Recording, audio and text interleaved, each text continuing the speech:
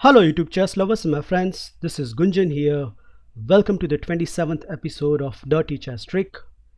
In this episode, I am going to show you one of the most amazing and wonderful trick against a specific line of the Petroff defense. Now the Petroff or the Russian defense arises after the move order e4, e5, knight to f3, knight to f6. The main line continue with the move knight captures e5, d6, knight to f3, and now black regain his pawn with the move knight captures e4. In the 21st episode of Dirty Chess Trick, I have covered the move queen to e2, which leads to the Lasker attack. So if you haven't watched that video, I strongly insist you to watch it, as I have covered some cool tricks including a queen trap line. Now the main move in this position is d4, but personally I don't like that move. The simple reason is it allows black to play the move d5 and liberate his position. So that's why at this position I'm going to recommend a very tricky move, c4. As you can see, the simple idea of c4 is to prevent the immediate move d5 and liberate the dark square bishop. The main line continue with the move bishop to e7, where now white should continue with the move d4, and as I have highlighted over here, black has two good choices. Amongst them, castle on the king side is one of the most popular choice by the black. But just for the brief note, if your opponent played the move knight to c6, then you can directly transpose into the main line via the move order bishop to d3, d5, castle on the king side, and now the move knight to b4. Kindly look into the theory section for more detailing about this line.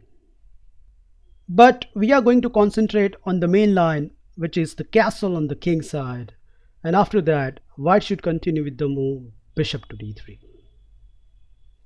Now as I have highlighted over here, black has three different choices. Amongst them, knight to g5 is the most strongest reply, and that is the move which I am going to concentrate on the rest of the video. However, I have covered other lines in the PGN, which is available in the description, which will give you a very good idea how you should proceed if your opponent plays that move. Just to give you a glimpse of it, if your opponent plays the move f5, then the problem is white can play the move d5 in the later middle game and then plonk a piece on the e6, which is always giving white a good advantage.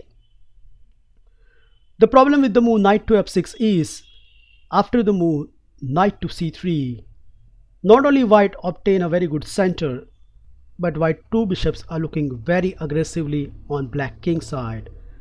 And the most important factor is, if you compare this dark square bishop, black bishop on e7 is completely blocked up.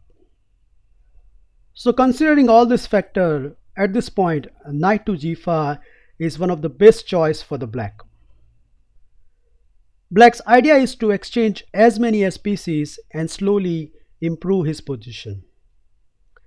Pay attention over here that black has a threat of bishop to g4, so that's why as per the online database, many white players has exchanged this knight, where I personally found that resulting position is very boring. In the May 2016, Super Grandmaster Nepomniachtchi reached this position against a 2600 rated player, and he comes with this great novelty knight to c3, which sets up a very vicious trick. At first sight it looks like white has made a big mistake, because now black can play the move bishop to g4, not only pressurizing the f3 square but getting a wonderful position. Well, yes, it's true, except one thing, that black has straight away fallen into the white tricky camp. The tricks start with the move bishop captures g5. So we are destroying the one attacker. Kindly note, black response is force. Black cannot play bishop captures f3. The simple reason is, after queen captures f3 and bishop captures g5, white can take this b7 pawn and remain a solid pawn up for the rest of the game.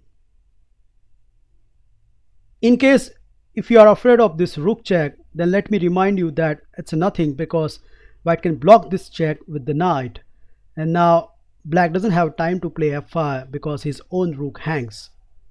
So black has to continue with the move knight to d7. Afterwards, white can simply castle on the king side and remain a solid pawn up. So considering that variation, bishop to g5 is forced at this position, and still it's look like not only black has obtained a bishop pair, but that f3 knight is badly pinned, and on top of everything, white has this deadly rook check. So the big question arises, how white get a winning edge from this position? Before I move on, I like you to pause this video and find out, if you are a white in this position, how you will proceed. Okay, I hope you find this wonderful blow. Boom! Well, personally, when I gone through this game, I didn't find that move. The first important point to note over here is, if the king to h8, then after bishop to e4, white is a clear pawn up. So that's why black has to accept this bishop, and after that, can you see white's next amazing reply? I hope you did and indeed find this ingenious move, h4. What a freaking move. Okay, before we start looking at various options for the black, you should always note that rook to e8 is not a threat because white can always play the move king to f1 and the threat remain as it is.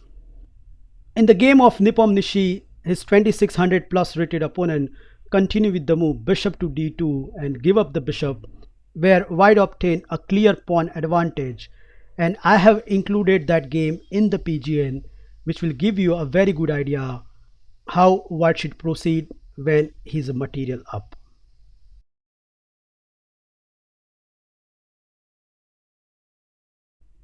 In this position, black has various choices and I have highlighted them by the arrows. So let's look at each by turn. The first move I want to consider is bishop captures f3, which is not a good move. The simple reason is, after h captures g5, white delivered the discover check, and after king to g8 and queen captures f3, not only white regain his material, but at this point white is a clear pawn up. Now, just to illustrate how dangerous this position is for the black, I like to show you one of my game where my 2000 rated opponent continued with the move queen captures g5. I respond with the move rook to h5, and now he gave me this check, which is I consider as a mistake, because not only white can comfortably put his king on d2 where he is quite safe, but now that other rook joining into the party. My opponent continued with the move knight to c6 attacking d4, but first he has to deal with the mate threat. And I'm afraid the game is already gone. He tried f5, but after queen to d5, he simply resigned because white is going to checkmate black in the 2 steps.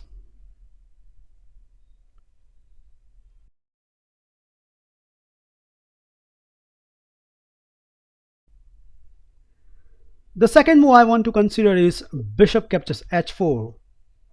Black's idea is, if you capture with the rook, then he can sacrifice his queen and get a very good position. Well, of course, we should avoid it and play an accurate move, queen to d3 check.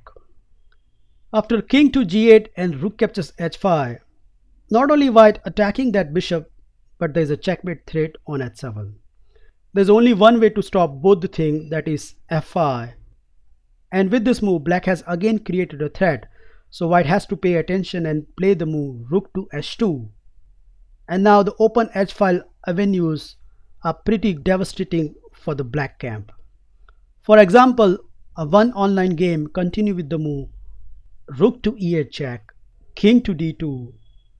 This is a best location for the king where he is quite safe and allow the doubling of the rook. Black continue with the move knight to c6, and I think white has played the best move in this position, that is knight to d5. Black, desperately looking for the counterplay, continue with the move bishop captures, and after pawn captures he delivered this check. But then white continue with the move king to c3, and now white has some good threats which black defended with the move rook a to c8.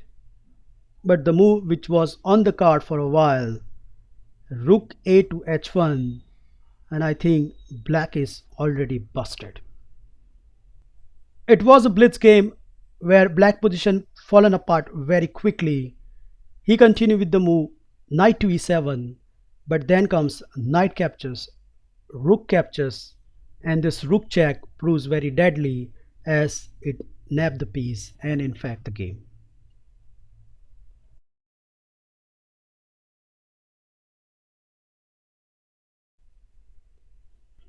Last but not least, what happens if your opponent plays bishop to h6?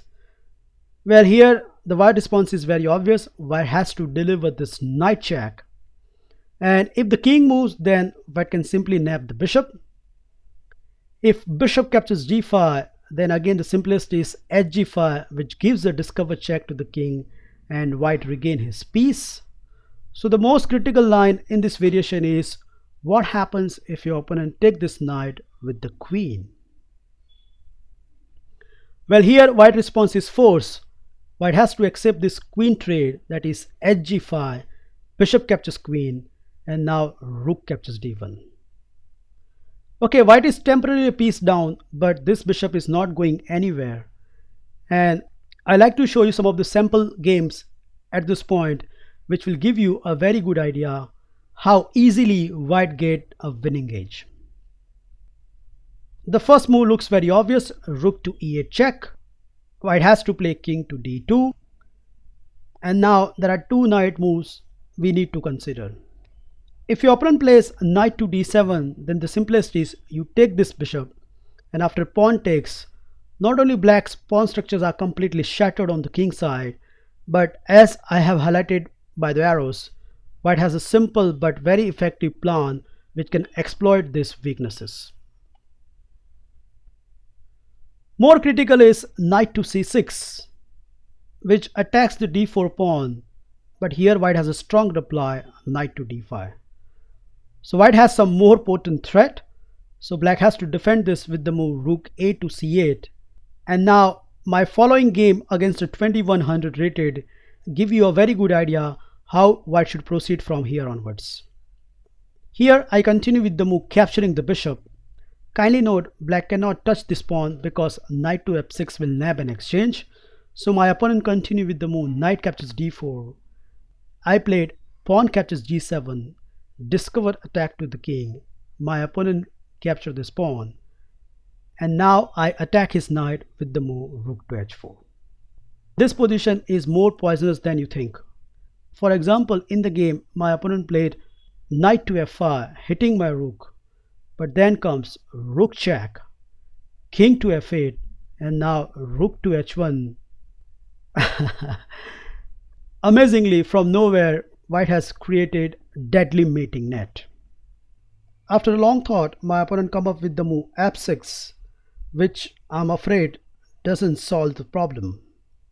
Before I move on, I like you to pause this video and find out a forcing sequence which checkmate the black king. Did you find it? Let's see. The first move is rook check, king to f7, now again rook check, king to f8, and now the star move knight to f6, which create two threats and black cannot defend both of them. Well, I hope you enjoy and learn this wonderful trick against the Petroff defense. Remember that once the black has played bishop to g4, then he is in a mood of giving you the full point. Thank you for watching this video. Feel free to like, subscribe and comment on my video, and I'll meet you in my next episode very soon. Bye and take care. Discover attack to the king, and after any knight moves which blocks the diagonal, let's say knight d to e5, then we have this knight check which again trap the baby. which at first sight looks very threatening because it's attacking two spots. But as happens in the most of the scenario, tactics favors the brave, and here black has this amazing saving resource.